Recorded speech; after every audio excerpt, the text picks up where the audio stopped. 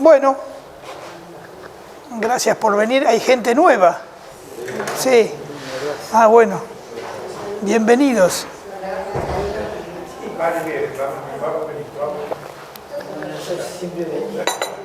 Sí, sí, sí. Hay gente que viene siempre. ¿Gente nueva? Bueno, por ahí puede ser alguna vez. Sí, sí, sí. Un relativo. Bueno.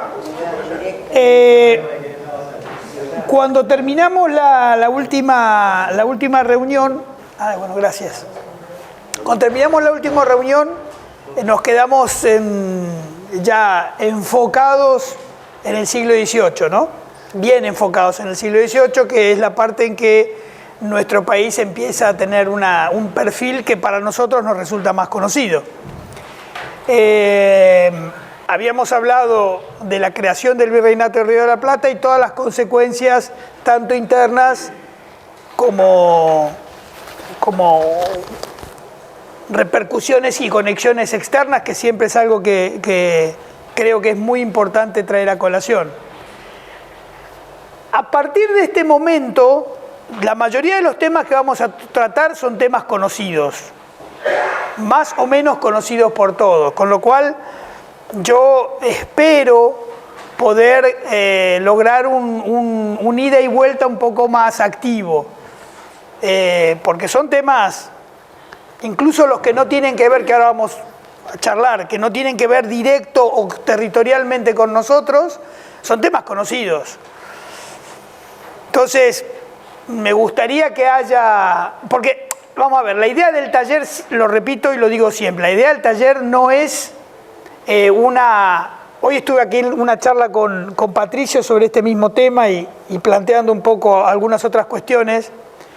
La idea del taller, a diferencia de un curso de lo que sea, historia, geografía o demás, no tiene una organización, una metodología acorde a, por ejemplo, fechas o acontecimientos necesariamente ordenados. Por eso es un taller y por eso ustedes no son estudiantes de historia o ninguna carrera en particular y digamos que es muy variopinto el origen de todos y eso enriquece la posibilidad del taller, excepto acá las señoras que sí son profesionales de la historia, pero en general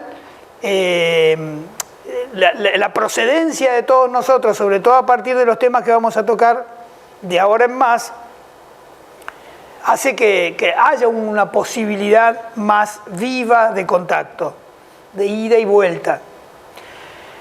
Hay algunos temas fundamentales que vamos a hablar hoy y que son insoslayables. Después de haber visto los acomodamientos del siglo XVIII en Europa y en América, hay un hecho que es universal y que es el proceso de revolución en los Estados Unidos. Eso no es un hecho local, o sea, arranca como un hecho local, pero tiene consecuencias hasta el día de la fecha. Entonces no podemos dejar de tomarlo y de verlo como un acontecimiento, una serie de sucesos que van a torcer la historia del mundo moderno, indudablemente. Nosotros habíamos visto que el sistema de presencia británica en Estados Unidos, Norteamérica, era distinto del proceso de presencia española. Y esa realidad hacía que la relación de las colonias, ahí sí, sin duda y sin ningún tipo de digamos, ambigüedad, son colonias o eran colonias, a diferencia de las españolas aquí. La relación con la metrópoli nunca fue de paridad, ni nunca fue concebido de paridad. Una vez lo hablábamos, que vos comentabas por qué no pasaban los ingleses del otro lado de los Apalaches.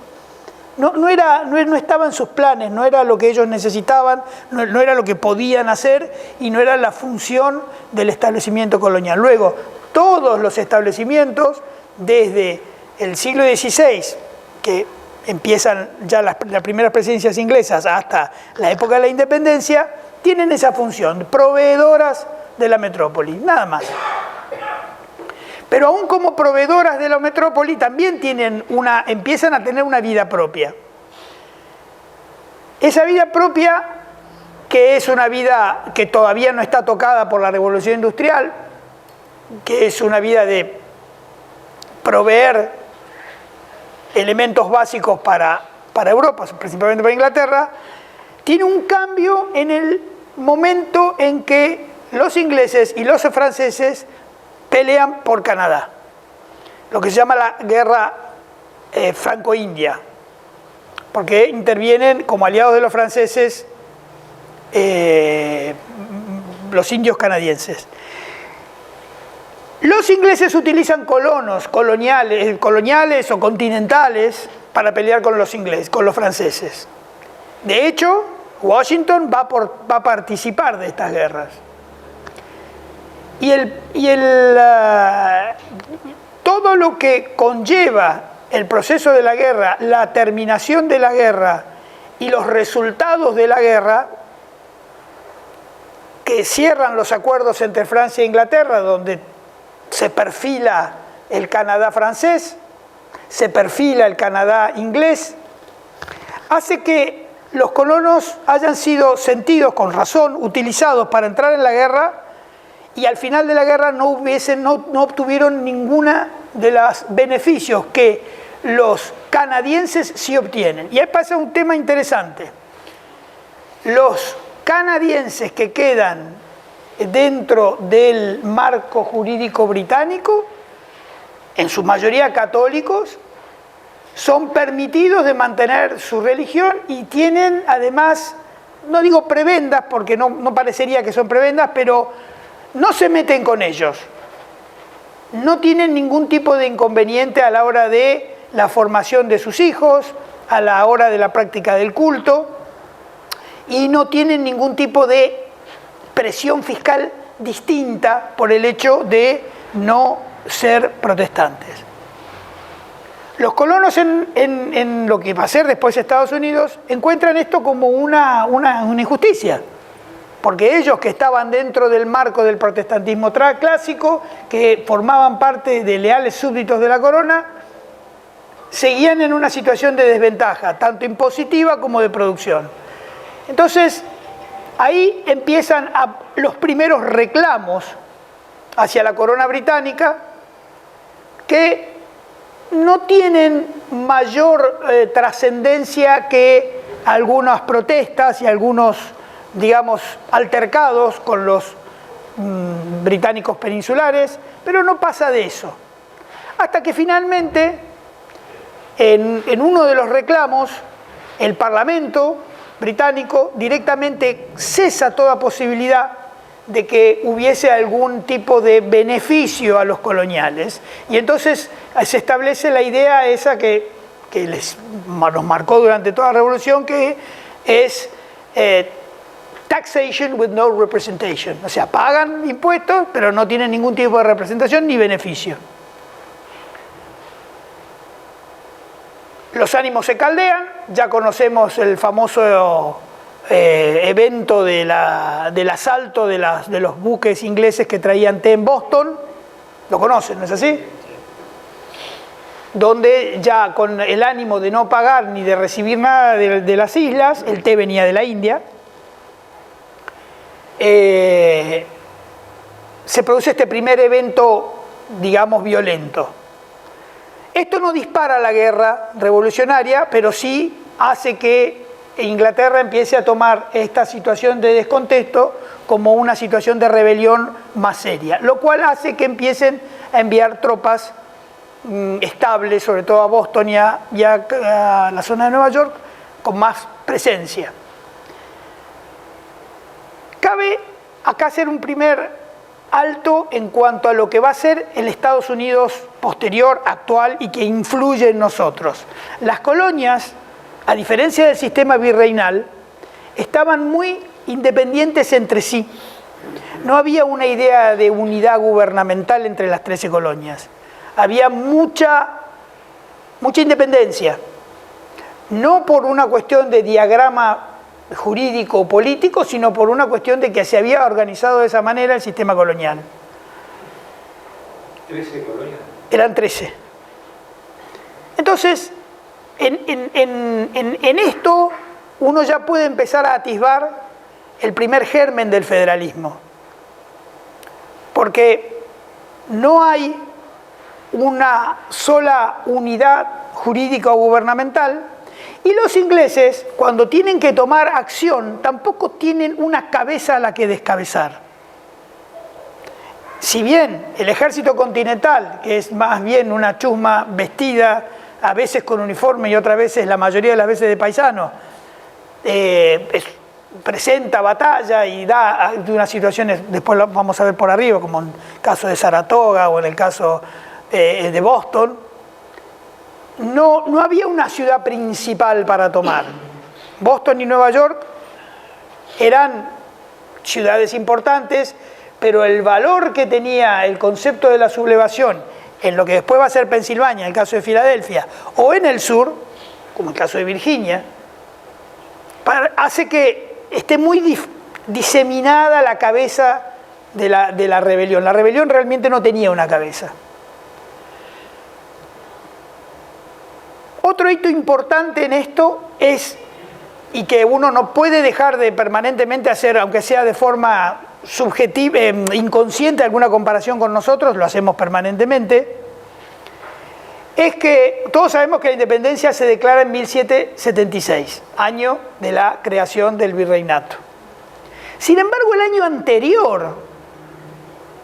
anterior en Filadelfia, en el 75, se establece el primer Congreso que va a regir el gobierno posterior de Estados Unidos. Establecen un Congreso antes de declarar la independencia. Si bien nosotros podemos decir, sí, en 1810 nosotros establecimos un gobierno patrio y 6 años después vino la independencia, el concepto del Congreso, a diferencia de una junta como la nuestra, para mí es revelador nuevamente del embrión federal. Porque en ese Congreso lo que más importaba era mantener y sostener la representación de todas las colonias. Recién después van a la independencia. Está bien, nosotros recién después de 6 años fuimos a la independencia, pero por causas muy diferentes. Sí. Me quedé pensando lo de Canadá, cuando la política británica era diferente, porque en ese tiempo no había Canadá y... No. Entonces, un poco para armar, porque teníamos una parte de los indios que me imagino que han estado algunos con los franceses y otros con los ingleses. Sí. Sí. No sé bien cada tribu en cada una, pero es así, fue. Está bien. Pero ¿cuál es la relación entre franceses e ingleses? ¿Y por qué había un plan distinto para Canadá o para los católicos? Porque quedaban dentro de la partición. Viste que los canadienses le llaman a la Canadá francesa, le llaman a sí mismos los quebecois. Es Quebec y la zona de Quebec que queda completamente para Francia. Pero hay territorios que quedan para los ingleses donde hay población francesa. No hay una división tajante. Pero eso lo ponen los franceses. En el pacto, claro, cuando hacen la paz después de la guerra franco-india. Entonces quedan católicos franceses o de origen francés bajo, digamos, como dominio o bajo jurisdicción británica. Y esos son tratados muy bien. Porque hicieron un trato con los franceses, y los franceses en cierta manera garantizaban, o sea, tuvo un acuerdo distinto, muy distinto a las 13 colonias. Y de hecho, en el proceso de la guerra de independencia, Canadá no se mete. Lo que va a hacer después Canadá no se mete. Y de hecho, el trato favorable que le da la corona a Canadá hace que Canadá se mantenga muy leal a la corona hasta hoy, que forma parte del Commonwealth. O sea, es un fenómeno raro. Porque uno dice, ¿por qué no sabrán? Muchas veces uno se lo pregunta sin conocer en profundidad los detalles de la historia de la independencia de Estados Unidos. ¿Por qué no habrá sucedido? El fenómeno francés indudablemente obra como un parate, Pero también es real que los británicos, a los británicos de Canadá, a los coloniales de Canadá, a los continentales de Canadá, los trataron mejor. Si vos me preguntás exactamente por qué, posiblemente sea para mantener un equilibrio con los franceses que había ahí, que no había desde Massachusetts para abajo. O sea, la unión de esas 13... de las 13 colonias, sí. Estados, sí. No se produce la unión. No se produce hasta... No hay, claro, por eso. Los territorios fuera de esos 13 conocidos, de ahí al norte, es lo que se sientan los ingleses al negociar con los franceses, exacto. De ahí al sur no, porque Francia, en Francia no estaba en la línea, en la franja de Massachusetts a Florida, bueno, a Florida española, pero si querés, o a Georgia. ¿No? Todo ese sector, los franceses no se metían, estaban en la Luisiana, en Florida los españoles, pero en esa franja era, digamos, indiscutible lo inglés. Era 100% inglés. Y en esa franja es donde aparece la sensación de destrato hacia los coloniales o hacia los continentales. Me detuve en el 75 porque me parecía muy interesante que ellos antes de la independencia ya tuvieran un congreso donde todas las 13 colonias estuviesen representadas. A partir de ahí ya las hostilidades son abiertas. Bueno, la guerra en principio es muy desfavorable para los americanos, pero solamente en principio porque los ingleses... Ay, yo había desconectado el mío, no pasa nada, no pasa nada. Solamente en principio porque los ingleses tienen un concepto de la guerra que no habían experimentado contra sus propias colonias en un terreno muy distinto al europeo. Se encuentran con una constante guerra de guerrillas, con un ejército medianamente mal preparado, pero que tenía una vocación de hostigamiento permanente y sabían perfectamente que no podían enfrentar a los ingleses en batallas convencionales abiertas. Igualmente eso llega a suceder. Está la famosa de Yorktown, de Concord, es otra batalla donde los ingleses pierden subestimando a los continentales. Y si bien todas las operaciones militares inglesas son desarrolladas, bien desarrolladas, los americanos se ocupan de cortar todo sistema de provisión. Y los ingleses la única provisión que tenían era la que podían recibir en los dos puertos donde podían llegar la flota inglesa a ayudar. Pero ahí es donde la guerra se internacionaliza y Francia complica la llegada de los buques ingleses para apoyo a sus propias tropas. Cuando Francia empieza a intervenir de esta manera, a pesar de haber un gran número de tropas inglesas en las 13 colonias, la capacidad de combate empieza a reducirse. Cuando uno dice un gran número, es un gran número, es una barbaridad. Si uno compara nuestras guerras hasta la guerra del Paraguay y los números de la guerra revolucionaria americana, es aterrador. Y después, cuando estemos unos años más adelante, 100 años más adelante, y veamos la guerra civil americana, aunque sea de rebote, es un monstruo. Los ingleses llegan a mover entre tropas británicas, coloniales, leales a la corona, y alemanes 220.000 hombres. Para nosotros, para nuestros números en esa época, en la época de Ceballos, 200.000 hombres de los ingleses.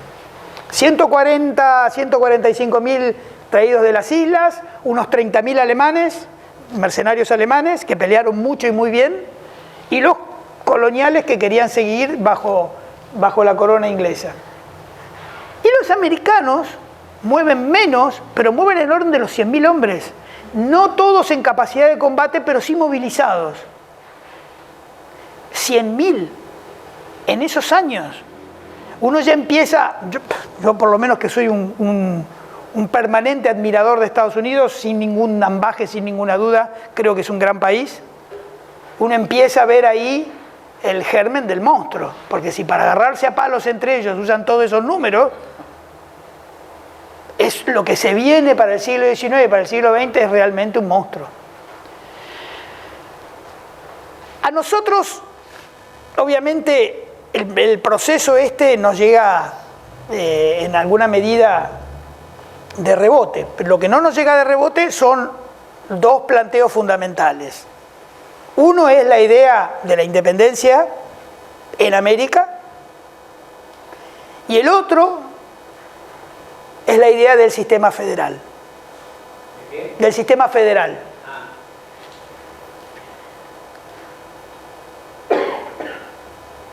Los dos conceptos están atravesados por uno que va a finalmente hacer mella y va a calar en nuestros sistemas, que es el del republicanismo. Porque ya estamos hablando de sistemas independientes sin monarquías.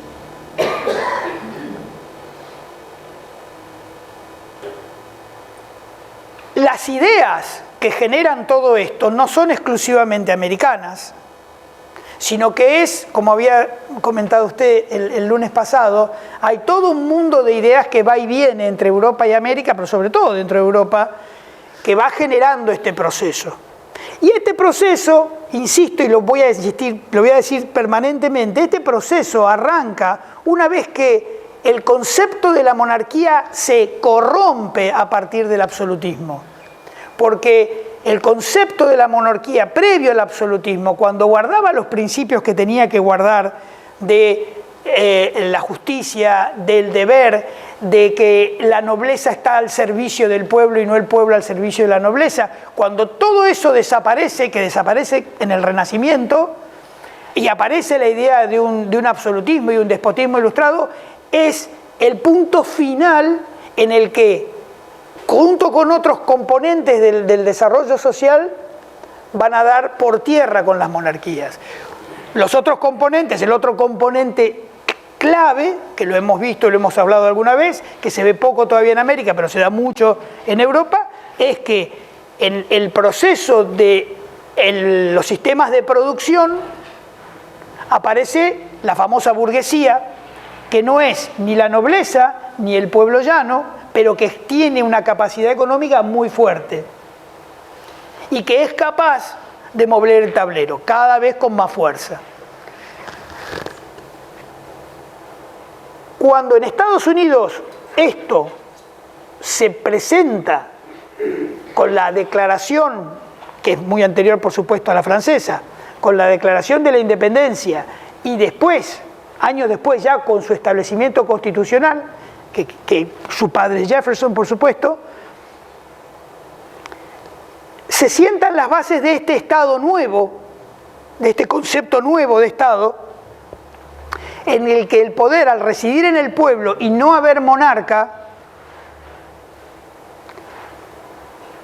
hace que no solamente las decisiones de orden político, sino también las decisiones de orden social y de orden económico empiezan a ser deliberadas, consensuadas, y ya no queda todo el poder concentrado en una persona, aunque, vamos a verlo en la Revolución Francesa y también en buena parte en los primeros años de Estados Unidos, sí queda concentrado en el mundo burgués, porque hay que tener en cuenta que cuando Estados Unidos hace su declaración de independencia,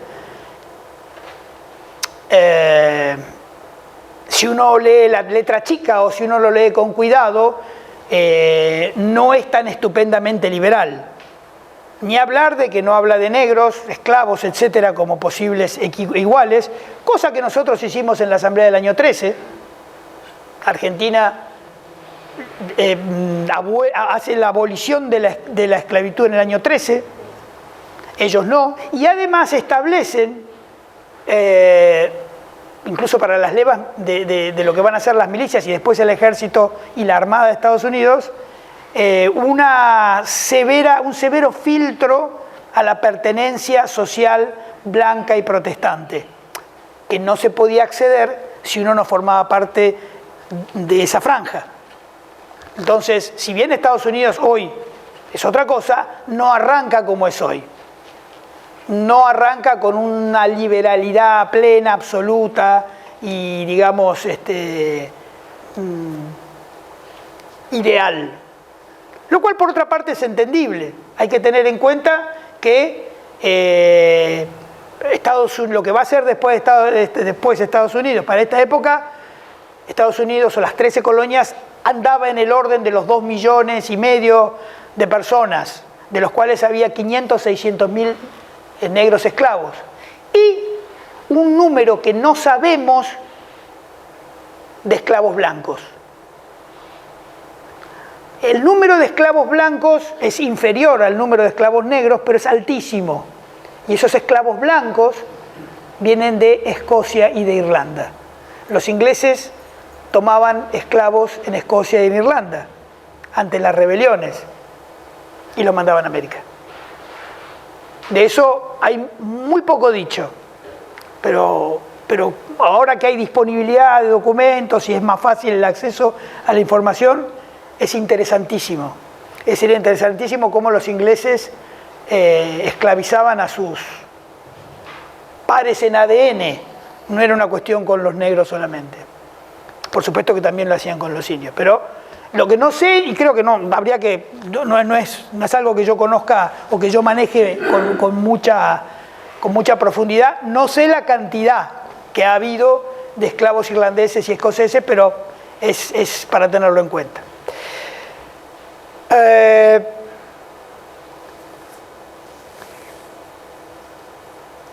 Casi terminando el proceso el proceso de la revolución termina con la Paz de París, es en 1789.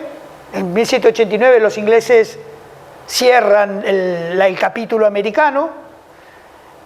Francia tiene mucho que ver. En ese sentido hay que reconocer el pragmatismo de los ingleses. Rápidamente reconocen que lo tienen perdido y no insisten más. Lo vamos a ver después, en 1807, acá, van por otro lado y son exitosos. Y cuando Francia actúa como mediador y al mismo tiempo como apoyo de la Revolución Americana, en cierta manera, sin darse cuenta, se autoinocula un serio problema. Que pocos años después, muchos de los teóricos que van a hacer la Revolución Francesa ven en la Revolución Americana ya no la teoría, sino la práctica aplicada, lo cual va a ser una tragedia para Francia. Y esto es un agregado que hago yo en mi visión de las cuestiones desde el punto de vista ideológico. Es una tragedia para Francia y es una tragedia para Occidente, porque el principio de la modernidad sobre la base de la Revolución Francesa, que ahora vamos a ver un poco eso, rompe con la tradición occidental de un orden determinado y viene a imponer un orden que, más allá de lo secular que lo impone, establece las bases de un materialismo ateo que nos va a marcar durante todo el siglo XX y hasta hoy. Arranca ahí, arranca con esta gente.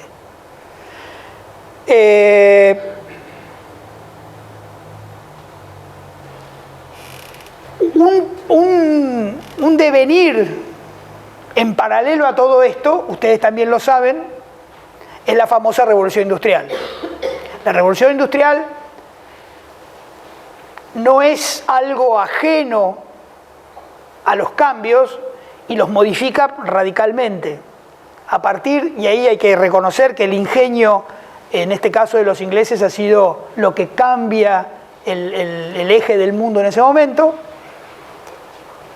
Y la Revolución Industrial dispara a Inglaterra, ya no como un igual de los demás países que tenían una concepción de la economía que es producir en el campo, extraer materiales y ahí termina, sino que en el momento en que aparece la máquina de vapor y la necesidad de alimentarla y lo que eso genera, es como que es exponencial el salto que da Inglaterra respecto a Europa. Y esto la obliga a buscar los famosos nuevos mercados, no solamente para vender, sino también para hacerse de las materias primas que ya no le alcanza con las locales.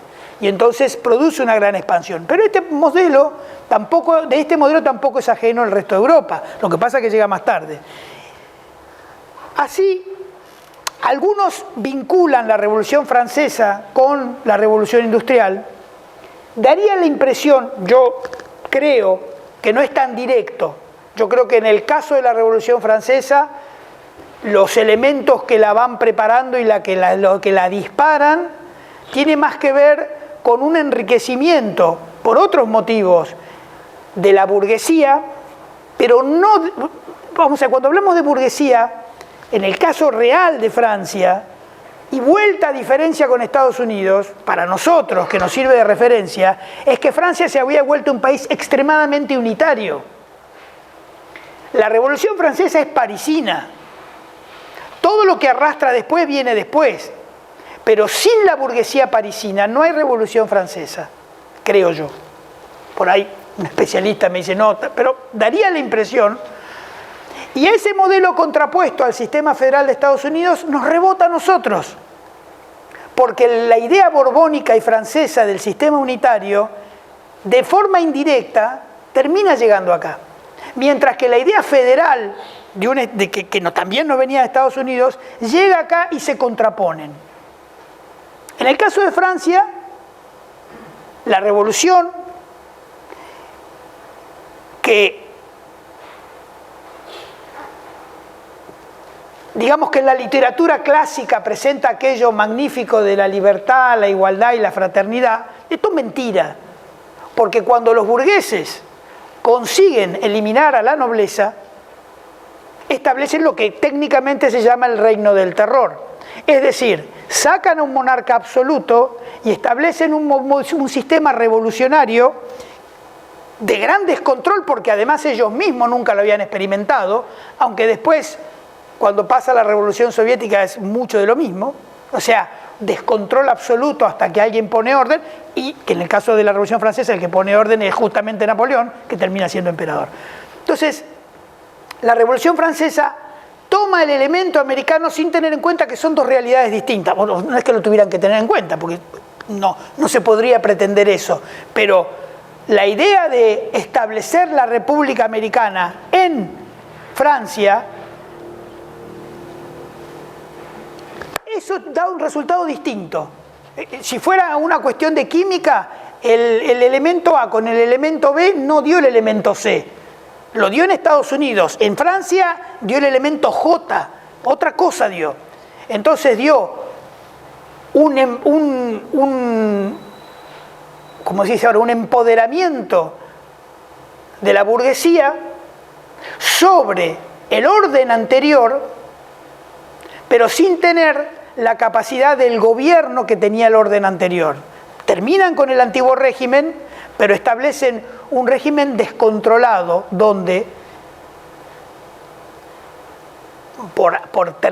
no vamos a hablar hoy específicamente de la Revolución Francesa, pero donde el desgobierno entre la revolución, que es en el 89, hasta que Napoleón la da por terminada, se lleva la vida de en París solo 100.000 personas, mínimo.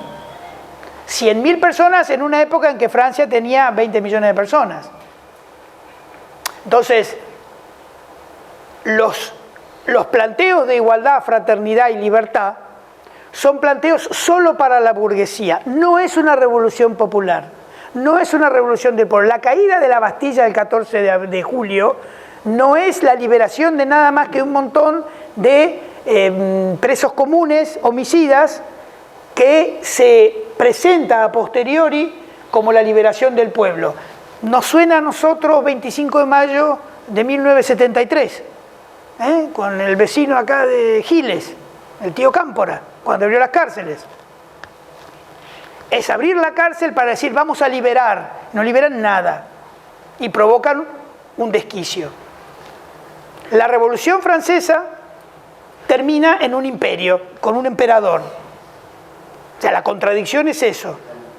Y en ese proceso nosotros nuevamente tomamos las ideas, porque son ideas que hacen a la lógica de un modelo borbónico o un modelo monárquico liquidado. Pero nuevamente, cuando esas ideas empiezan a llegar acá, no es la fórmula como A más B da C, acá da otro número. ¿Cómo debe ser? Tampoco es una crítica, digamos, en que había que haberlo hecho distinto. En historia uno puede verlo acá sentado con calefacción y en ese momento es otra la historia, eso ya lo sabemos. Pero hay que tener en cuenta que este proceso, tanto como el de la independencia americana, cómo impacta en Francia, y esos dos modelos, cómo impactan en nuestro país, son siempre resultados diferentes. Hay un evento que en principio estaría desconectado con todo esto, pero que me parece que hay que traerlo a cuento. Cuando nosotros estudiamos historia argentina, en los prolegómenos de la Revolución de Mayo, siempre se habla de como un elemento muy importante la famosa rebelión de Tupac Amaru II. Yo me imagino que ustedes lo conocen bien, pero ¿ustedes tienen alguna referencia de eso? Bueno, vos, Luis, me imagino que no. Vaga. Vaga, sí. Es que en el colegio nos enseñan como que en 1780, 30 años antes de la Revolución de Mayo, hay un movimiento independentista o cuasi independentista liderado por Tupac Amaru II. Entonces, a mí me llamó la atención siempre los discursos, ¿no?, de cómo se presenta de una forma muy simple hechos que son muy complejos. ¿Y por qué tiene tanto valor? Y corresponde cronológicamente sí a estos hechos, ¿no? 1780, estamos hablando de la independencia de Estados Unidos en 1776, la Revolución Francesa en 1789, y esto había pasado un poco antes, 1780, pero ya aquí. Nosotros tenemos la idea de que como antecedente revolucionario, por eso lo meto en esta charla o en esta introducción revolucionaria, como antecedente revolucionario, un indio de origen inca inicia un movimiento revolucionario en lo que hoy es el sur del Perú, Bolivia, el norte de Argentina, con intenciones justamente de liberación por parte de ellos respecto al poder realista. Ese movimiento es sofocado, es derrotado en un año, y además, por supuesto, Tupac Amaru y el grupo que lo sigue es ejecutado de una forma espantosa, obviamente.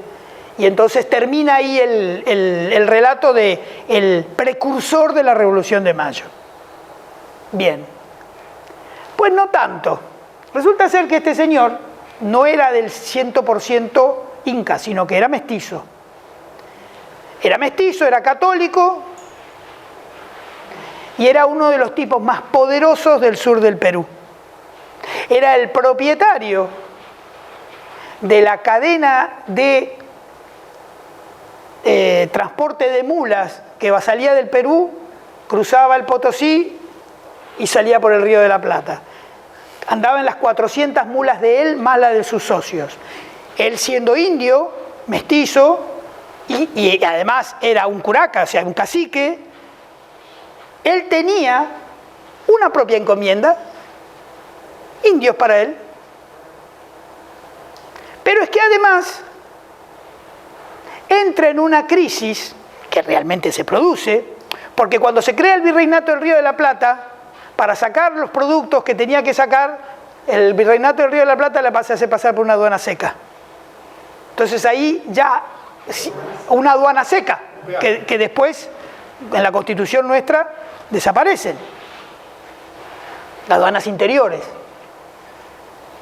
Entonces ya ahí el negocio se le complica. Y cuando el negocio se le complica, empieza a hacer pedidos y peticiones para que a él lo liberen de los impuestos, cosa que no funciona. Pero es que tiene otro problema. Tiene un problema judicial muy serio, y es que el señor tenía pretensiones legítimas de ser marqués. Un marquesado de la corona española. Las pretensiones, que son legítimas porque por familia incaica le correspondían, no le son favorables judicialmente y se lo dan a otra parte de su familia. Y eso hace que él pierda la posibilidad de, siendo marqués de la corona española, no pagar impuestos. Lo puse ahí, es él, porque quería mostrarlo, que es una perfecta simbiosis del mundo hispano-incaico y nuestro del siglo XVIII. Es perfecto. Y es un grabado de la época. Tricornio, casaca, coleto, pistolas en la montura, una gualdrapa que cubre la grupa, espuelas, estribos de pique, y le ven el color de la piel. Es decir, las revoluciones siguen siendo burguesas, aunque esté hecha por un mestizo. El nombre era José Gabriel, ¿no? Es el mismo, sí. Sí, con Dorcaki.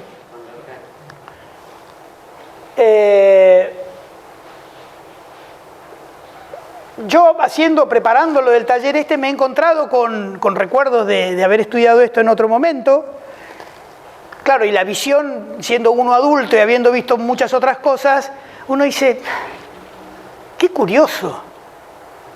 Y no dice uno, está mal, porque bueno, finalmente es verdad que en alguna medida presentó un antecedente a nuestra independencia. Pero el cuento es otro. El cuento es otro. El marquesado es el de Oropesa. Me estaba acordando que no es cualquier cosa. El marqués de Oropesa pesaba mucho en América. Y la rebelión arranca por esto. Y la rebelión termina cuando su propia familia inca, que tienen el marquesado de Oropesa y que son príncipes incaicos, apoyan obviamente a la corona, a los realistas, y la rebelión dura un año. Después hay otras, pero no tienen que ver con un proceso, porque otra cosa que yo pensaba, esto es porque viendo otras documentaciones, y yo les confieso que sigo mucho a Felipe Piña, quien me parece desde el punto de vista histórico detestable, pero es que hay que seguirlo. Bueno. No, porque no se asuste. Pero es que ¿cómo no podría yo seguir a Felipe Piña para saber lo que dice? Y él hace un discurso que parece que lo hubiera escrito Lenin. Es genial. No, hay que escúchelo. Se toma una pastillita y lo lee. Yo, verdad que no lo aguanto más de 5, 10 minutos, 20 minutos, cambio. Él tiene programa en el canal Encuentro. Y acá vino a dar una charla. Bueno, hay que aguantárselo. Y sí, pero bueno, miente tanto que es rebatible. Lo que pasa es que tiene una capacidad de difusión muy grande. No, pero o sea, es un error garrafal, porque él mira la historia desde la actualidad y entonces ya ahí, a partir de ahí... ¿Pero por qué? ¿Usted lo llama error? Yo lo hace a propósito. No, es que lo hace a propósito, pero quiero decir que desde que él se presenta de esa manera, claro, todo lo que dice no vale la pena. No. Pero fíjese la difusión que tiene. Ah, bueno, el tipo... Eso no explica. No, bueno, pero usted sabe que una mentira repetida durante mucho tiempo termina convirtiéndose en verdad. En realidad, que fue el tema de... ¿Perdón? Que cuando él aparece en televisión, sí, algo habrán hecho, es cuando explota Piña. Claro, en el programa ese de Pergolini. Bueno, entonces, esta línea de pensamiento nos saca de la verdad. Y yo no estoy haciendo una crítica, si Tupac Amaru II, porque él efectivamente en un momento busca la independencia, porque se da cuenta que maneja un montón de gente, se da cuenta que ejecuta al gobernador de Tucumán, se da cuenta que tiene poder, se da cuenta que puede llegar a hacer algo y de repente se ve en sus manos a lo que iba. No hay conexión, y por eso traje lo de Felipe Piña y toda esa línea. Lo conectan a él con una resistencia ancestral desde la época de la llegada de Colón. Que no, esto es un negocio personal, que le salió mal, le podría haber salido bien, le salió mal. Pero no hay una conexión, no es la resistencia. Por ejemplo, cuando vimos la guerra de los valles calchaquíes, vimos que hay una resistencia de 100 y pico de años, sostenida, intermitente, pero digamos que es el mismo proceso. Acá esta gente no estaba en guerra con España. Es más, su propia familia es la que le hace la guerra y lo derrota. Los propios incas lo derrotan. No hay un modelo de resistencia contra España. ¿Va a estar latente? Claro, porque estamos en 1780. No hay duda. ¿Que va a tener repercusiones en un tipo como Moreno? Claro, no hay duda. ¿Que había estudiado ahí en Chuquisaca? Sí, no hay duda. En un tipo como Moreno, no en un tipo como Saavedra. Pero digamos que algunos tiros pegan. Tiran y alguno pega. Y en el caso ese ha pegado. Entonces, quería comentarlo como un elemento de cómo se ve esto y cómo se ve la historia y cómo los procesos que realmente llevaron a la independencia no son blanco y negro, ni puros ni dulces. Creo que todos lo sabemos, pero porque ya no somos chicos del primario, que la vida todavía está hablando. Ya sabemos que la vida es así y que en movimientos como esos hay muchos elementos que no son tan puros.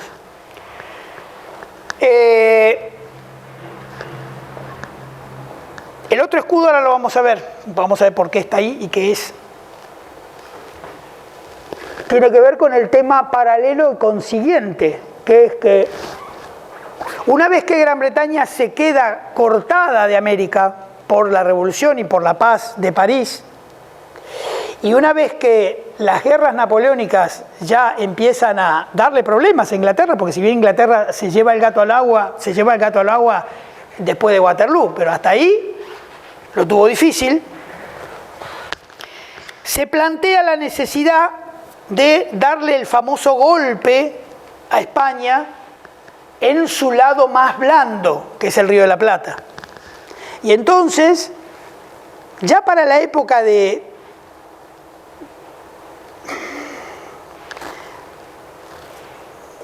terminada la Paz de París, más o menos para 1890, ya empiezan a analizar cómo va a ser la posibilidad de... ¿Se acuerdan que vimos que en el Caribe, después de la paliza de Blas de Lezo, no hubo manera de que los ingleses llegaran al norte de Sudamérica? Lo descartan. Hay que reconocer que son súper pragmáticos. Hay que reconocer que van por acá, no va, vamos por acá. No va, vamos por acá. No insisten más de la cuenta. Cuando se plantea esto, el puerto de Buenos Aires se muestra como una posición muy tentadora. ¿Por qué? Porque en realidad el puerto de Buenos Aires no tenía ninguna riqueza más que, como lo vimos desde su fundación, como una cuestión de orden estratégico. Era la boca del Río de la Plata, el control de la entrada al continente, pero no producía nada. Y la única producción era el contrabando. ¿Por qué? Porque en realidad uno escucha la palabra contrabando y dice espantoso, pero en realidad tiene una lógica. Al no ser una zona rica, naturalmente rica, y tener un mero valor estratégico, la producción era nula y la salida y la entrada era nula. Buenos Aires se creó como un punto de contención a los franceses, a los portugueses y a los ingleses, pero no como un centro comercial. Entonces Buenos Aires para los ingleses se transforma en un objetivo interesante porque en realidad no estaba protegida. Buenos Aires supuestamente debía proteger el estuario y para finales del siglo XVIII no pasaba por acá. Entonces, después de varios análisis y después de la autorización de aquel gran primer ministro que fue Pitt, William Pitt, que fue un gran primer ministro, calculan que es importante tener la línea comercial cerrada en esta parte del planeta, directo hacia el sur de África, cerrar Cabo y de ahí asegurarse la salida al Índico. Es muy inteligente. Y la plaza de Buenos Aires no presentaba demasiadas dificultades. Ya habían probado en Cartagena, no iban a tocar Lima, no había manera de meterse por otro lado. Buenos Aires era la opción. Entonces, cuando Buenos Aires es la opción, hay tanteos previos que con la historia uno la puede ver y que en ese momento no se ven. La ventaja de ver nosotros las cosas es que podemos conocer cosas que los actores no conocían. Un paréntesis, a mí me pasó acá, en Areco, hace unos años, en una charla que yo no estaba dando, estaba escuchando, y salió un tema de la época de la subversión. Y entonces yo tenía una postura y un señor muy ofuscado me dijo: vos no sabés lo que estás diciendo porque vos no viviste esa época. Y yo le digo: uy, usted no estuvo en la batalla de Salta, pero sabe que la ganó Belgrano. Cuando nosotros vemos historia, muchas veces sabemos más que los propios protagonistas. Claro que no sabemos el miedo, la voz que tenía Belgrano, el olor a pólvora, todos esos elementos sensibles que no podemos saber.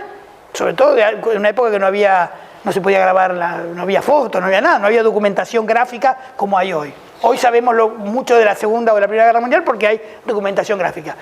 Entonces, por supuesto que la conversación siguió por otro lado, pero este señor no había estado en la batalla. Entonces, a lo que voy, que nosotros hoy sabemos muchas cosas que los protagonistas de las invasiones inglesas y de la revolución no sabían. Y una de las cosas que sabemos es que las negociaciones para asentarse los ingleses acá son muy anteriores a la invasión de 1806. Los ingleses ya no habían dado la vuelta por nuestro sur. Sí, sí. Y empalmado, porque me cuesta creer que si ellos querían ir por el Pacífico, digamos, lo tenían relativamente fácil. Sí, pero no tenían un asentamiento en Sudamérica. Chile no. No, Chile tenía Perú al lado. Esto era lo más desprotegido. Era lo más desprotegido.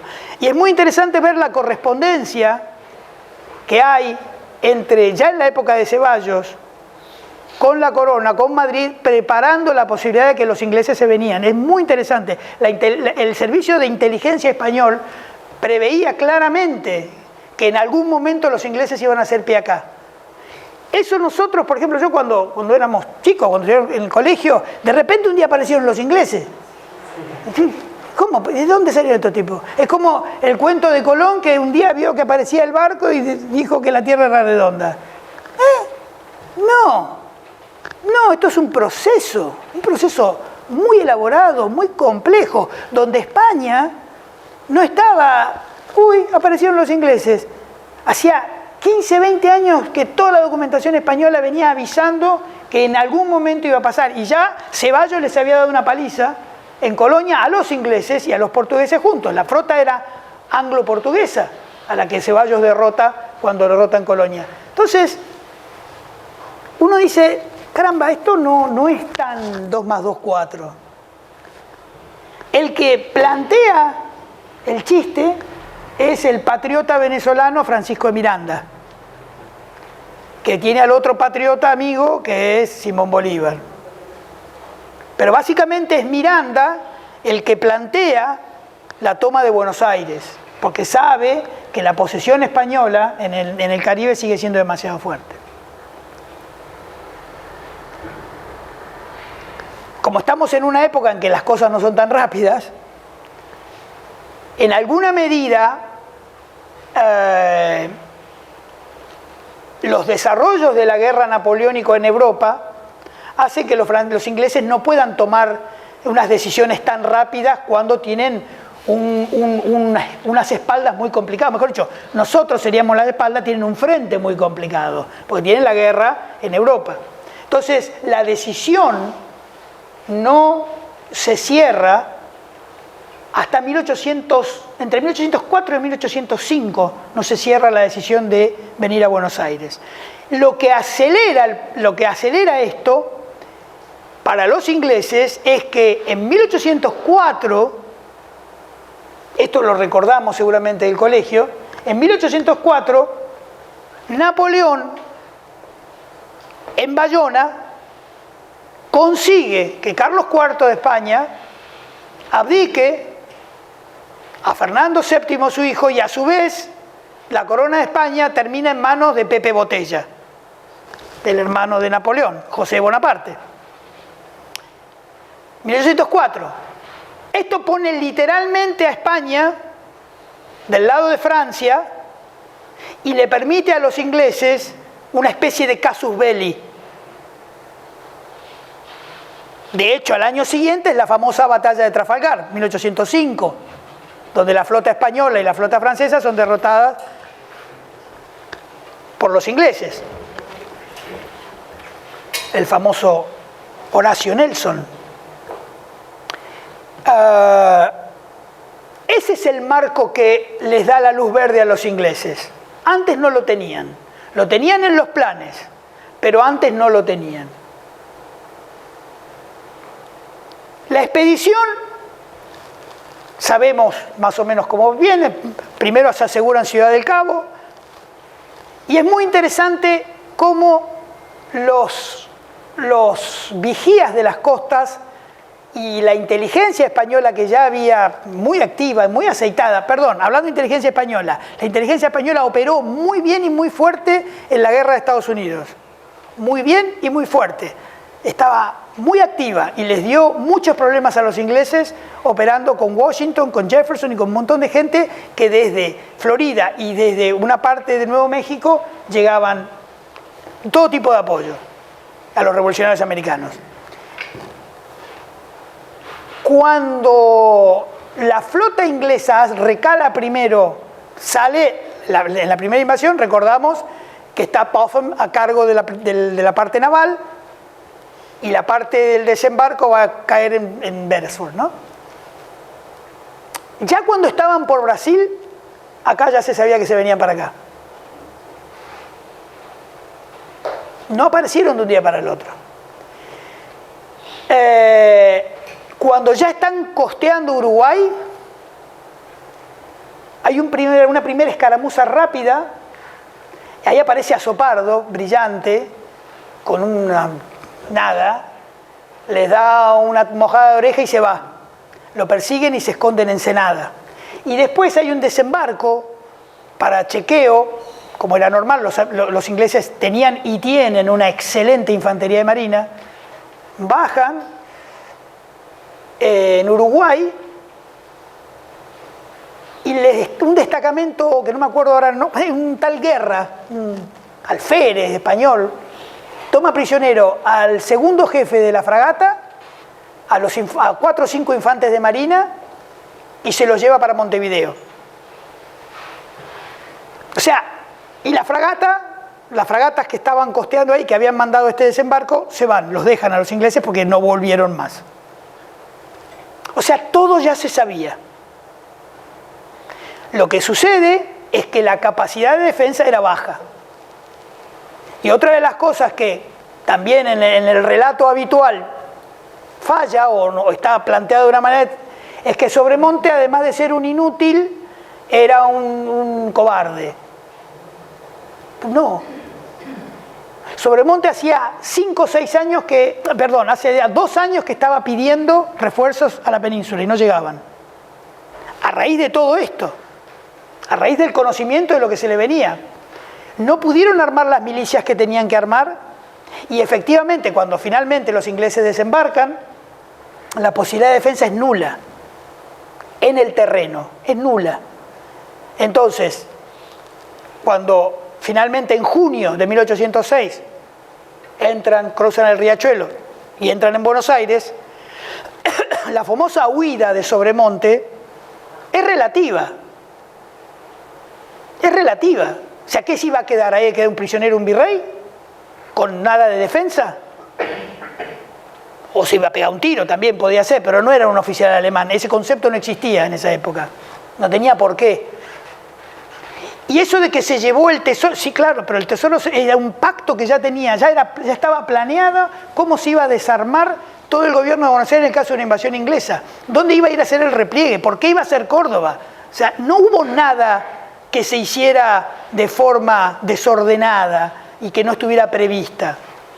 Es más, parte del dinero que él se lleva a Córdoba, que era el tesoro y que es normal que uno se vaya para adentro, o alguien le va a decir, le va a echar la culpa a los rusos que prendieron fuego Moscú y se fueron para atrás, o el éxodo jujeño. Prendieron fuego Jujuy y se fueron para atrás. No prendió fuego Buenos Aires, pero no le entregó el mando y no entregó el tesoro. ¿Qué pasa? Parte del tesoro lo termina entregando porque la gente en Buenos Aires lo contacta, llegando a Córdoba, para que entregue el dinero que pedía Beresford, porque si no Beresford iba a tomar medida contra Buenos Aires, contra los comerciantes de Buenos Aires. Y acá viene el otro gran tema. ¿Hasta dónde, si ya sabían que se venía, gente de acá no estaba esperándolos? ¿Ustedes conocen este libro? Supongo que sí, porque es muy conocido, el libro de Gillespie. ¿Cómo se llama el libro? Buenos Aires del interior. No. Ah, esto es magnífico. Este es el capitán Gillespie, capitán de las invasiones inglesas, prisionero nuestro. Hay cartas. Relata con detalle hasta su paso por San Antonio de Areco. Sí, sí, las cartas. Muy lindo, me acuerdo, sí, sí. muy interesante. Sí. Cuando Lo que caen pasa es que prisioneros... todo en conjunto no lo he leído. No, es impresionante. Bueno, él cuenta acá que en los 7 días que estuvo la bandera de Union Jack en la Plaza de la Victoria, en el fuerte, la cantidad de gente que se acercó para pedir un gobierno británico fue altísima y está todo documentado. Es más, Beresford manda juramento de lealtad al rey Jorge y todos juran. Uno de los que no jura es Belgrano, que se escapa de la ciudad. Pero juran, la lista de gente que jura es impresionante. De entre los cuales están los de la primera Junta Patria. ¿Eh? ¿Usted cree que estaríamos mejor? Podría ser, pero no estaríamos nosotros, serían otros. Claro, nosotros no estaríamos mejor, nosotros no estaríamos. Vos ahí hablas de 1806 antes de la segunda invasión. Claro, es la primera invasión. Es la primera invasión. Es la primera invasión donde... Sale de Sudáfrica, ¿no? La primera. Sí. ¿Pero por qué sale de Sudáfrica? Porque además, originalmente ellos tenían un serio problema con los holandeses, que lo tienen hasta la guerra Boer, ¿no? Entonces, el puerto de Cabo Buena Esperanza se lo tenían que arrebatar a los holandeses para hacer base ahí. La expedición en principio no iba a venir al Río de la Plata. Cuando les va bien y les dan una paliza a los holandeses, que la resistencia en ese caso no fue tan alta, y toman el puerto a los holandeses, entonces ahí sí se plantean la idea original de Pitt de cruzar.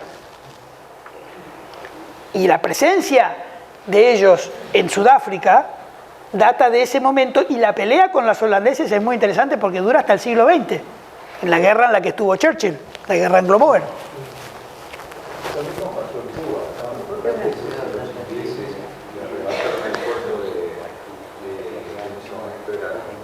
¿En Cuba? Los ingleses se alojaron a Sudáfrica. ¿Pero en qué momento? En 1700. Ah, no lo sabía. No sabía. Una colonia holandesa. Cuba. Cuba, sí. Cuba fue la patria de todos los piratas que andaban por el mar, llegaban primero a Cuba y tomaban. Los ingleses. Mirá vos, yo me lo hacía más en lo que hoy es Dominicana y Haití, pero no en Cuba. No sabía.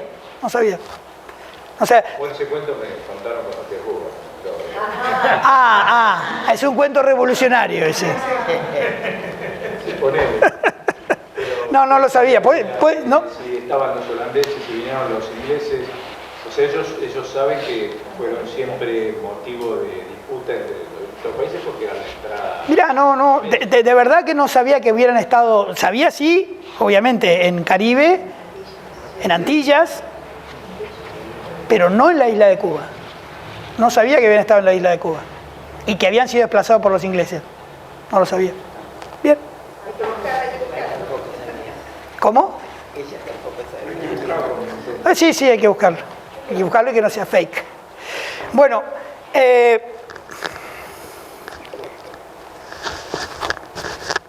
yo al final les pedí que habláramos un poco y no me están diciendo nada.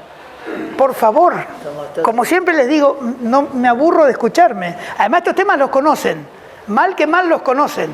Alguna cosa les tiene que generar de lo que estamos charlando. Así que no vayan a estas alturas de la vida no vayan a tener vergüenza, ¿no? ¿Qué ascendencia tenían los americanos que vivían antes de la independencia? ¿Familiar? Sí. ¿Acá? ¿Qué ascendientes tenían? ¿De dónde venían? ¿Los de acá? Los de Estados Unidos. Los de Estados Unidos, no, eran... cuando vimos la otra vez la cuestión del puritanismo, no sé si te acordás de eso. Bueno, en un momento determinado hay grandes persecuciones religiosas en Inglaterra y todos los perseguidos van a Estados Unidos, o lo que va a ser después Estados Unidos, por supuesto. Eran ingleses al 100%, excepto lo que hoy es Nueva York, que había una gran colonia holandesa. Por eso la bandera de Nueva York hoy tiene el color naranja, por la Casa de Orange. Wall Street era la muralla de la defensa holandesa contra los indios. Pero básicamente todo inglés. Todo inglés y la entrada de tropas alemanas era solamente mercenaria y cuando terminó la guerra de independencia embarcaron y se fueron. No existía el concepto de quedarse. No existía el concepto de quedarse. En el caso de las invasiones inglesas, los prisioneros ingleses, muchos quedaron. Muchos no se fueron, sobre todo los que en el contingente venían irlandeses católicos. Muchos se quedaron. Y por supuesto, in absentia le hacían un juicio de guerra y no podían volver más, ¿no? Obviamente que hay un personaje que es trascendental en todo esto, que es Santiago de Liniers. Un auténtico genio, un patriota de los primeros, que fue tristemente ejecutado por los jacobinos revolucionarios y además torturado, muy, muy feo. Pero Liniers, como habíamos visto en el caso de Blas de Lezo, que se había formado siendo español en la Armada francesa, Liniers siendo francés se forma en la Armada española.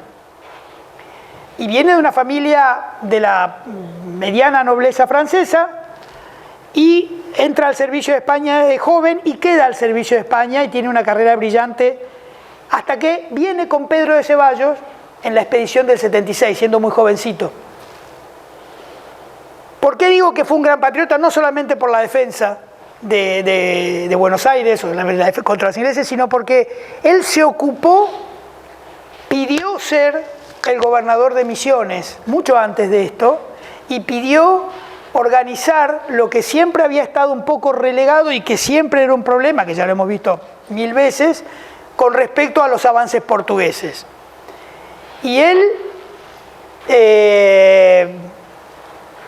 sin conocer prácticamente el país, siendo militar y no siendo marino y no siendo administrador, pide esa gobernación y se la dan de forma transitoria hasta que se nombre un gobernador civil. Y durante ese periodo él hace grandes relevamientos fluviales determina la navegabilidad de parte del delta y realmente hizo una tarea de mucha trascendencia para lo que va a ser nuestra propia determinación geográfica. Queda viudo 2 veces y una vez queda viudo allá, en el río. Su mujer, tiene una mujer española con la que primero se casa, muere viniendo para acá, y su segunda mujer, que es criolla, lamentablemente también muere de paludismo y muere en situaciones complicadas, y que hace que él finalmente abandone Misiones y vuelva a Buenos Aires.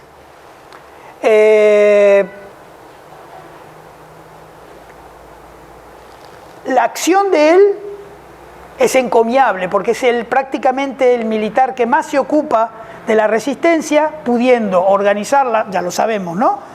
Desde Banda Oriental, organiza junto con el apoyo del gobernador que quedaba, porque ya no había virrey en Buenos Aires, el gobernador Elío, le permite la formación de una unidad mínima, 1000 hombres, 1500 hombres. ¿Saben cómo entra de Uruguay al Tigre, que era en ese momento el río de las Conchas? ¿No se acuerdan?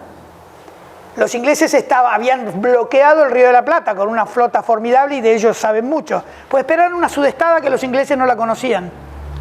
Cuando hubo sudestada, se colaron con los faluchos y con los botes y llegaron al Tigre. Y dice que pasaron a metros de los ingleses, y en el medio del baile ese, que los marinos ingleses no tenían mucha capacidad de manejo, y los de acá sí se cuelan, llegan hasta el Tigre. Cuando llegan hasta el Tigre, se organiza la Reconquista, que finalmente termina con la toma del fuerte de Buenos Aires, la capitulación famosa de Beresford. Ahí empieza una etapa previa a la Revolución de Mayo que, en cierta manera, ya la planteamos. ¿Qué había entre ellos? ¿Qué relación había? Por ejemplo, Gillespie cuenta que, siendo prisionero, Beresford tenía una muy buena relación con Castelli, y finalmente cuando Beresford es ayudado a escaparse desde Luján, le deja un juego de vajillas estupendo a Castelli. Beresford, prisionero nuestro en Luján, es ayudado por Rodríguez Peña. Lo embarcan salen por tierra, obviamente, hasta lo que hoy es Ensenada. Ahí cruzan un buque inglés, porque igual que en la guerra con el Brasil, nosotros no éramos dueños del río. La guerra naval la perdíamos siempre. Entonces dan con un buque inglés, y Beresford vuelve a Montevideo y de ahí a Inglaterra, y lleva a Inglaterra parte del dinero y del tesoro que había entregado Sobremonte. La historia dice que desfilaron por las calles de Londres. Sí, así dicen. Exacto, sí. Pero bueno, ellos es un país que ha estado y está permanentemente en guerra, con lo cual de eso saben mucho.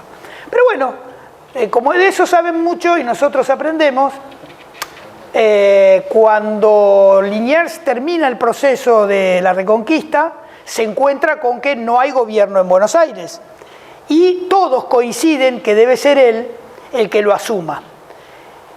Lo asume y se prepara, porque sabía que venía una segunda. Su gobierno breve es solamente para preparar la segunda invasión, la resistencia a la segunda invasión. En el interín, las noticias llegan a España, las noticias de España llegan acá, y Liniers es realmente muy valorado por la corona, y lo hacen conde de Buenos Aires. Lo interesante de ser conde de Buenos Aires es este escudo que está atrás, que son sus armas, que además la tengo pegada en el baúl de mi coche.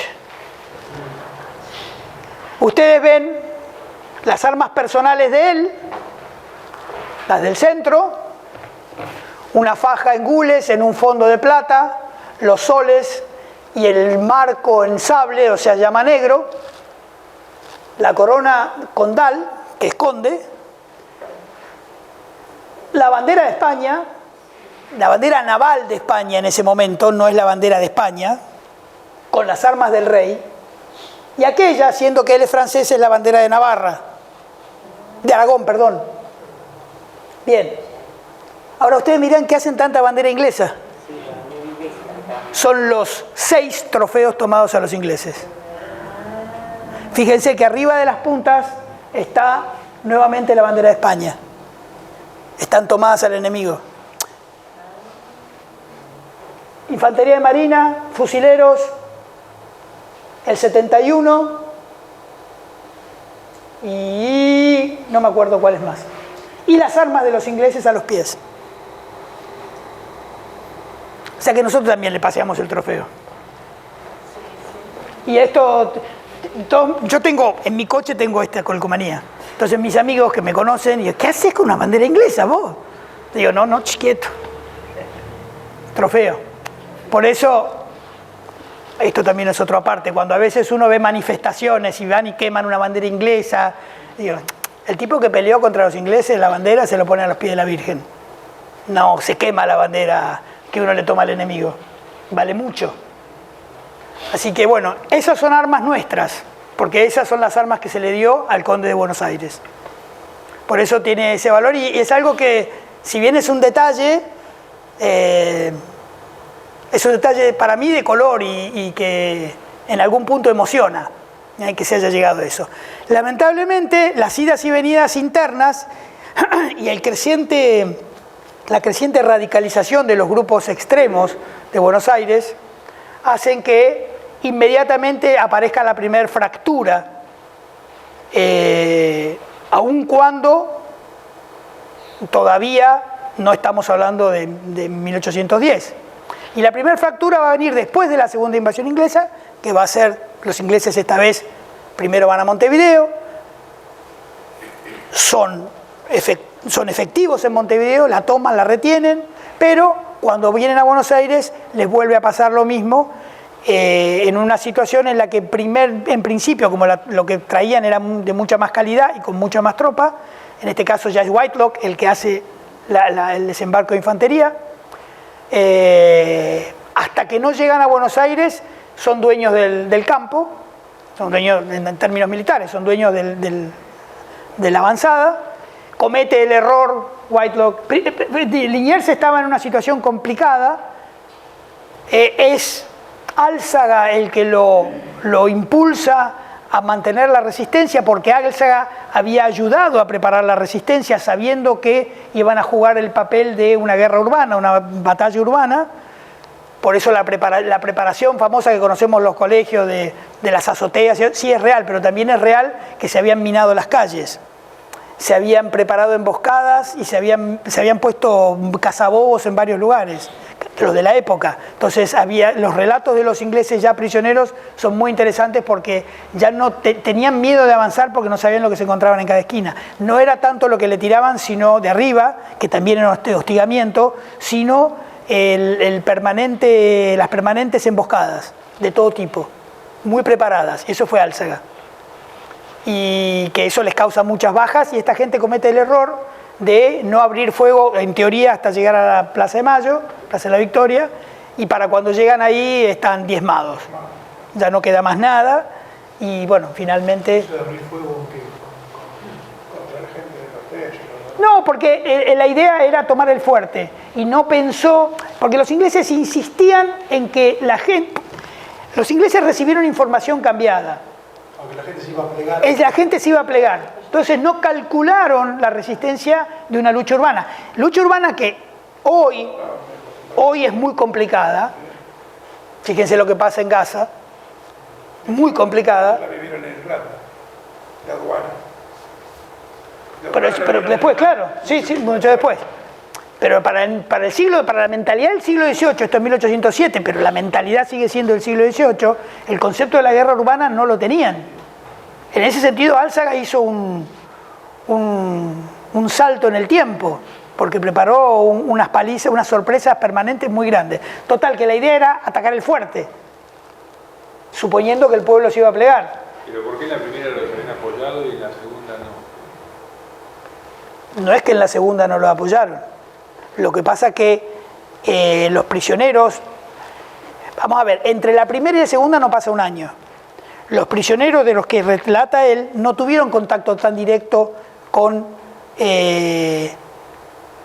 la segunda invasión, que en realidad no es la segunda, si uno lo ve no es una segunda invasión, es la continuación de la primera, porque se quedaron en stand-by esperando los refuerzos. Por eso a Beresford lo reciben como un héroe y a Whitelock le hacen un consejo de guerra y no lo fusilan por esto. ¿Pero por qué el pueblo apoyó la primera? No, el pueblo no fue, fueron los jacobinos revolucionarios afrancesados. La burguesía y no toda. La gente llana no.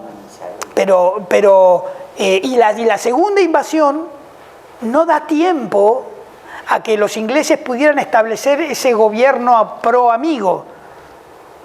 Porque sí, en el juicio Whitelock aparece que le faltó capacidad de determinar si en la segunda invasión iban a tener el apoyo local.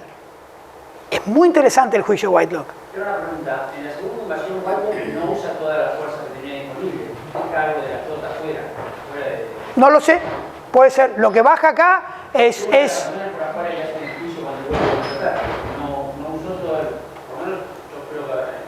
Puede ser, no lo sé, no lo sé. Sí ahora recuerdo que hay un teniente coronel, que está acá en el libro también, Pack, que dice, aunque hubiéramos bajado 50.000 hombres, la batalla estaba perdida. No traían 50.000 hombres, pero dice, aunque hubiesen bajado 50.000 hombres, la batalla estaba perdida porque no hubo lo que se llama, en términos modernos, reunión de inteligencia suficiente como para darse cuenta de que los iban a recibir, como dice ahí, con obuses, arcabuces, granadas, ladrillos y piedras. En realidad, la milicia es así. El juicio a Whitelock tiene algún grado de injusticia, porque siempre hay uno que paga la boda. Él la pagó Whitelock. Él hizo, si bien comete un error de no calcular o en entrar en columnas buscando el fuerte y no prever que iba a ser atacado, la inteligencia previa que tuvo era mala. Porque en definitiva, el que está en el terreno tiene lo que se llama inteligencia táctica, pero la inteligencia estratégica viene de varias fuentes al mismo tiempo, y ahí fallaron los señores. Pasa que se le hicieron pagar a este, como suele pasar. Siempre hay, como se dice, ¿no? Hay muchos padres de la victoria y la derrota es huérfana, hay que buscar a uno. Y en cierta manera la segunda invasión hace que esa filiación pro-británica quedara un poco escondida. ¿Por qué? Porque los amigos que se hicieron durante la primera invasión y sobre todo el periodo de confraternidad, que lo relata este tipo impresionante, hasta contrataron al jefe de la banda del 71 de gaiteros para que dé clases de música en Buenos Aires. Y dice que se hacía unos mangos el tipo, dando clases de música en Buenos Aires. Sí, estando presos, estaban presos, pero los metían presos, como no había cárcel suficiente, estaban presos en casas de familia. De hecho, había muchos que estaban presos en la casa de Liniers. Además, existía el concepto de la honorabilidad del prisionero. En ese caso, hay que recordar que el prisionero juraba no romper el pacto de caballero, de estar prisionero y no irse, e incluso muchas veces no volver a tomar armas contra el mismo enemigo.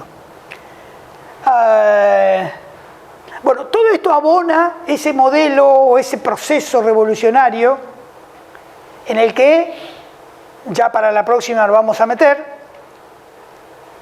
y como corolario final, esa dicotomía nuestra de no haber definido históricamente para qué lado caía la moneda. Como dijo la señora, nos hubiera ido mejor. ¿A quién pensó eso? Seguramente. Nos hubiera ido mejor si fuéramos colonia inglesa. ¿A quién no lo pensó? Pero en ese momento, evidentemente Argentina, o lo que va a ser después Argentina, entra en una dicotomía. que la va a mantener durante todo el siglo XIX. Ojo, esa dicotomía también pasó en España en la época de la Guerra Napoleónica, cuando aparecían en España los afrancesados y los que estaban en contra de Napoleón. De hecho, Goya, que pinta los fusilamientos del 8 de mayo, era originalmente un afrancesado. Pero cuando ve el comportamiento de las tropas napoleónicas, se vuelve en contra. Lo mismo que había pasado en la Guerra de Sucesión Española, que muchos católicos andaluces estaban a favor de los austrias, hasta que los austrias entraron con los ingleses, quemaron todas las iglesias que pudieron, profanaron todos los templos que pudieron, entonces dijeron, ¿sabes qué? Nos vamos con los Borbones, que por lo menos dicen ser católicos. O sea, esa dicotomía es histórica, ha pasado siempre. Pero bueno, acá lo que yo quería plantear en estos grandes eventos era que la semilla de nuestra nacionalidad está plantada en cuanto a la gran dicotomía histórica, unitarios federales, en estos elementos que son como una semilla, la veo yo, no está florecido todavía, pero yo creo ver elementos que ya nos avisan lo que se va a venir. Y para remate, ya en el caso de las dos invasiones inglesas, la disputa velada pero existente entre Buenos Aires y Montevideo respecto a quién se queda con la cabeza del virreinato, siendo que Buenos Aires está descabezada. Esto va a traer consecuencias pocos años después, cuando ya todavía no declarada la independencia, nosotros ya empecemos a tener serios problemas con Buenos Aires. Nosotros, digo, la Argentina empieza a tener problemas con Buenos Aires y Buenos Aires finalmente se carga la banda oriental. Pero bueno, eso lo charlaremos cuando ya me meta más de lleno en el tema de las guerras civiles nuestras, que es un poco más enriquecedor. Pero por favor, digan algo. ¿Hablo mucho? ¿Eh? ¿Y cómo termina la invasión? Sí. La segunda invasión termina con la capitulación de Beresford y el embarque. Una de las cosas que a Beresford, que a Whitelock le endilgan, es que Álzaga presiona, esto es interesante, Álzaga presiona para que en la rendición de Whitelock esté la evacuación de Montevideo.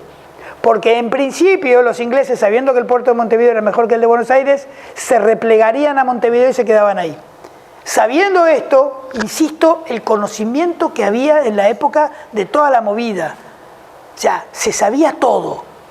Cuando Álzaga, junto con Liniers, saben, por inteligencia que tienen en Montevideo, que los ingleses se quedan en Montevideo, a Whitelock lo hacen firmar la rendición con la condición del repliegue.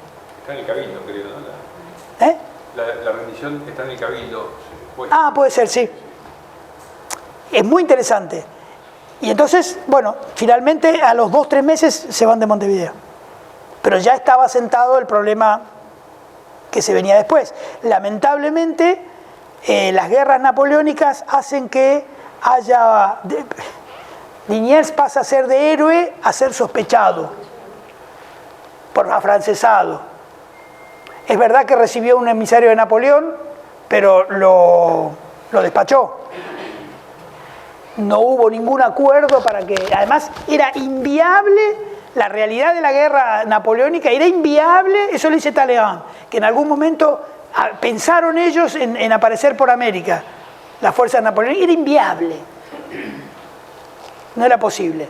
Entonces, si bien no se sabe, porque la reunión fue secreta entre el enviado de Napoleón y Liniers, no se sabe cuál era la oferta o el pedido, pero sea lo que sea, no pasó. Sin embargo, esto le cuesta la destitución a Liniers y va preso a Mendoza.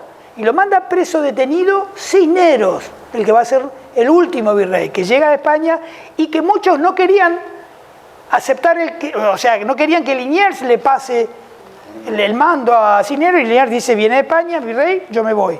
Y Cisneros lo manda detenido a Mendoza. Y en Mendoza es cuando él empieza a volver a Córdoba. En Córdoba está justamente digamos, Córdoba tiene ese sentido profundo de la tradición frente a Buenos Aires, que es mucho más cosmopolita. Córdoba es un centro que, digamos, las ideas revolucionarias tardan en llegar, aunque tiene la universidad, no llegan tan vehementemente. Y ahí es donde, cuando se entera de la Revolución de Mayo, vuelve a Buenos Aires y la Junta lo manda a fusilar. Lo manda a fusilar y cuando mandan la partida a fusilarlo, creo que estaba Uno Campo que lo... ¿Cómo? Sí, pero el que va, que es Ocampo, no lo quiere fusilar. No lo quiere fusilar. Lo reemplazan por Balcarce, creo. No, el Castelli. Ah, por Castelli. Pero con una orden de Moreno que es tremenda. La orden de Moreno es como era Moreno. Sí. Tremenda, era el Robespierre nuestro. Le dice a Castelli, no vaya a flaquear en cometer, en ejecutar la orden, no sea cosa que yo misma tengo que ir a hacerlo. Otro paréntesis off the record o no off the record. Esto explica por qué la izquierda argentina ama a Moreno. Moreno era la versión dieciochesca, protodecimonónica de la izquierda. Él no lo sabía, obviamente, pero, digamos, ¿por qué Moreno es tan reivindicado, sobre todo por el último gobierno y por la izquierda en general? ¿Por qué? ¿Por qué es denostado Saavedra? Porque representa lo otro. Moreno era socio en un núcleo de abogados veganos. Sí, sí, sí. Pero con una visión muy distinta. Moreno se había hecho realmente un jacobino. En cambio Belgrano no. Belgrano no rompe con la tradición. Si bien es un hombre del siglo XIX, pero no rompe con la tradición, con las creencias, con toda la línea que ya sabemos. Bueno. ¿Algo no muy conocido en la segunda estación? Ah, la famosa, sí, cómo no, es muy conocida, perdón. Usted me había olvidado. ¿Ustedes lo conocen, el abordaje de Güemes a la fragata inglesa? Sí, que es por tierra. Claro, porque por el tipo de fondeadero que hay acá en Buenos Aires, no tenía el calado del buque no da, y Güemes enlaza un cañón a caballo, se mete a caballo hasta cerca de la fragata, enlaza un cañón y lo saca o lo tira o no sé qué. Un hecho muy interesante. 26 cañones y hay 200 hombres en el barco. ¿Y no le tiran, no le pasa nada? ¿Qué pasa? Lo toman al barco después de 2 horas. No comen a caballo, sí. Sí, sí. Yo pensé que era una patriada de entrar y salir nomás, o sea que toman el barco. Tomaron el barco y la bandera. Bien, no sabía eso. Muy bien. Eso fue frente a la catedral de San Isidro. ¿Cómo? Frente a la catedral actual de San Isidro. Ajá. Se ve que el río llegaba hasta ahí. Claro, claro. Entonces había poco calado y el poder pudo entrar a caballo. Sí, ahora es raro que los fusileros no le hayan pegado, Eso es lo raro. porque la velocidad de un caballo con el pecho al agua es mínima. Eran blancos muy fáciles. Pero bueno.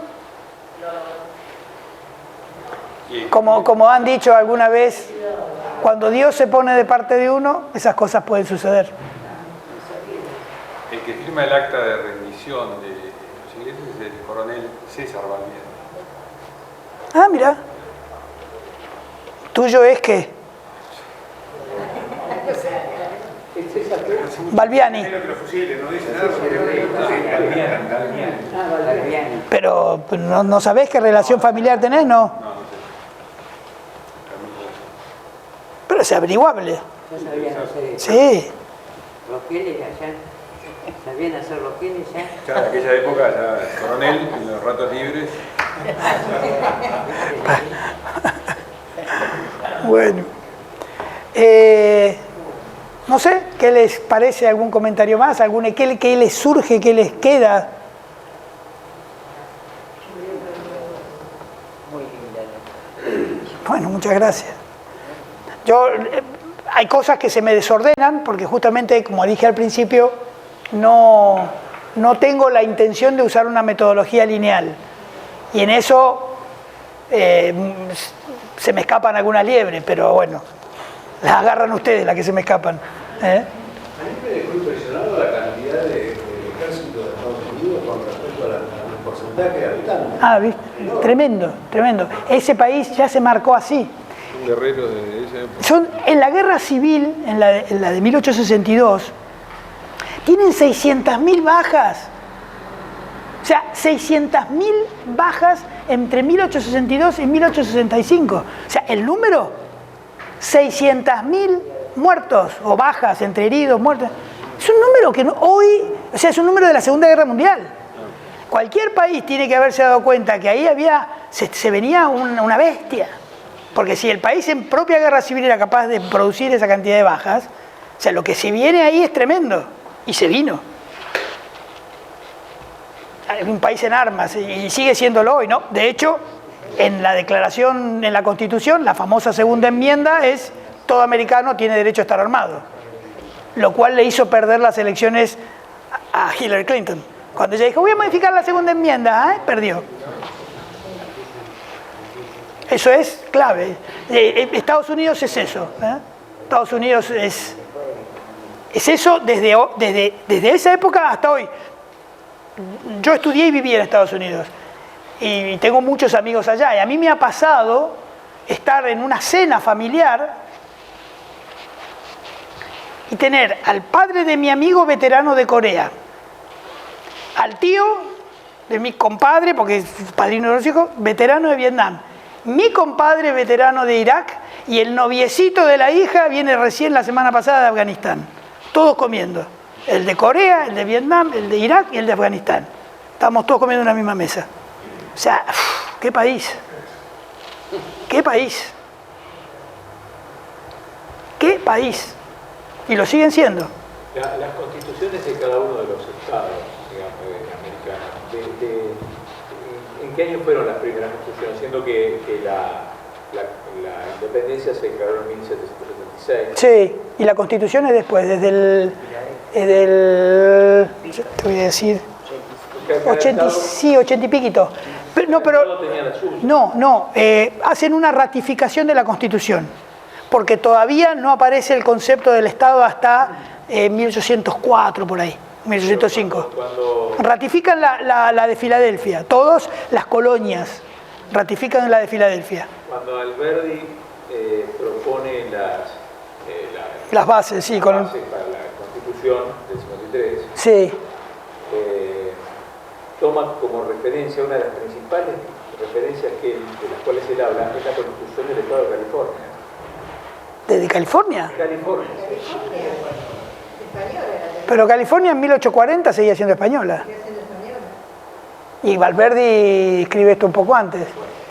En las bases de Alberdi y la verdad. A ver, no, California es americana, la compran los americanos en 1840, por ahí. No me acuerdo el año exacto, pero digamos que no. ¿Y harán una constitución en 1840? Seguramente, pero bueno, sí, si la hicieron en ese momento, deben haber tomado como base las otras, la de la costa este. No lo sé eso, habría que verlo. Bueno, ahora después lo voy a buscar en algún lado. Sí, en las bases de Alberdi está la constitución de California. De California, y de la cual él habla maravillas.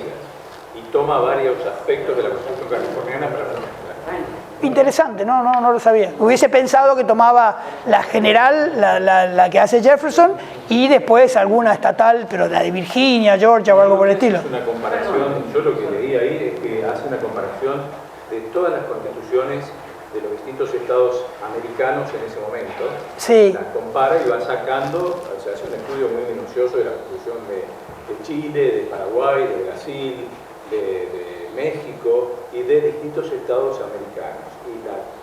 Y de todas saca algo, pero del estado de California es de donde más lee. Sí, donde más saca más cosas en común tiene nuestra constitución, o por lo menos la propuesta de Alberti. No lo sabía. Interesante, no lo sabía. Perdón, tiene manifiesto ese famoso. Sí. ¿Prevaleció a lo largo de toda la historia? Yo creo que sí, hasta hoy. Con variables. Con variantes, pero sí. Yo digo que continúa hasta hoy. Sí. Porque es impresionante que la gente entra ahí y como que se sigue la ideología de Sí, sí, sí. Sí, eso no ha cambiado. Mejor dicho, se han sufrido las modificaciones. Estados Unidos hoy no es Estados Unidos de los años 60. Todo. Pero sigue siendo lo que es un monstruo. Y sí, gran país. Gran país. La verdad que sí. Ese es el país que nosotros no pudimos hacer el nuestro. A mí me hubiese gustado un país así de fuerte, así de grande, así de claro. Pero no salió. Según el 1850. ¿La compra de California? Sí. Entonces más cerca de la del 53. Más cerca de la cuando la compran arman ahí una construcción. Rápidamente, los tipos la tenían prefabricada. Sino que Alberti copia bastante eso. Está en las bases. Mirá vos. Lo que pasa es que, claro, en el concepto fundacional de Estados Unidos, el aspecto legal es lo primero. Es una sociedad legalista. Entonces no van a largarse a hacer nada si primero no establecen el orden jurídico. En ese sentido, vuelven a ser admirables. Porque nosotros nos matamos y recién en el 53 hicimos la cosa y después vemos y la seguimos modificando. No, eso no lo tienen ellos. Dice que se basó en la de Estados Unidos, la Constitución de Estados Unidos. No en la de California en particular, pero él dice que lo dice en las bases, que lo escribe Alberdi. En cualquier caso, sigue siendo Estados Unidos, o sea, a nivel federal o a nivel estatal, sigue siendo un modelo. El modelo que nos modificó a nosotros en muchos aspectos y que al no haberlo podido emular, no nos fue bien. Si nosotros lo hubiésemos emulado, nos hubiese ido bien, pero no lo emulamos. Nos fue mal. Nos movimos entre las dos aguas de lo unitario Borbón y lo federalista y nos salió mal. Y lo pagamos al día de hoy. Pero bueno. Bueno, si no les parece más nada...